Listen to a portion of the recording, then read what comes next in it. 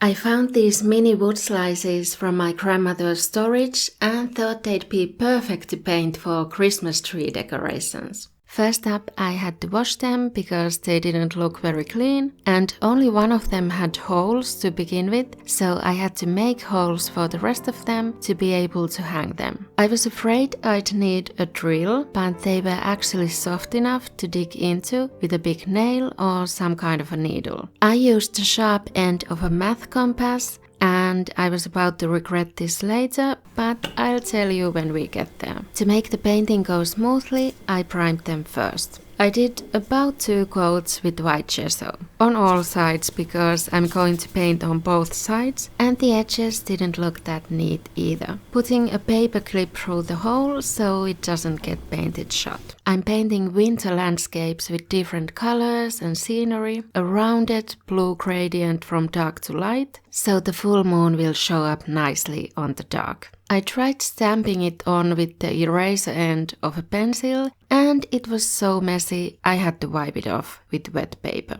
The second try was a little better. On the lighter part, I painted 3 silhouettes, starting with just black vertical lines and then adding the branches. And a few more trees in between them to make it look more realistic and less uniform. I tried painting on the stars or snowflakes with a brush, and they turned out very irregular. Or you could do the opposite gradient from light to dark. Paint on a half moon and do the 3 silhouettes again, but a little more sparse, and then add white on the trees, and now the snowy trees will show up better on the darker background. I figured I could use the paper clip and bend it to make a dotting tool to get uniform snowflakes. I needed a smaller moon, so I tried stamping it on with the other end of a paintbrush, and it worked okay. You could also paint mountains. I did a solid color background and added solid color mountains of light blue, pink and white, and used a smaller paper clip as a dotting tool for the stars or the snowfall. Or you could do a multicolored gradient from blue to light blue to pink by painting the top blue and the bottom pink and then blending with white in the middle. I thought the tall wood slice with 1/2 cut out would work for a tall house silhouette, with some snow on the roof so you get more contrast between the black roof and the dark blue sky, and light in the windows. Yeah, I realized too late that because of the placement of the hole for the string, the house is going to hang crooked. But what can you do?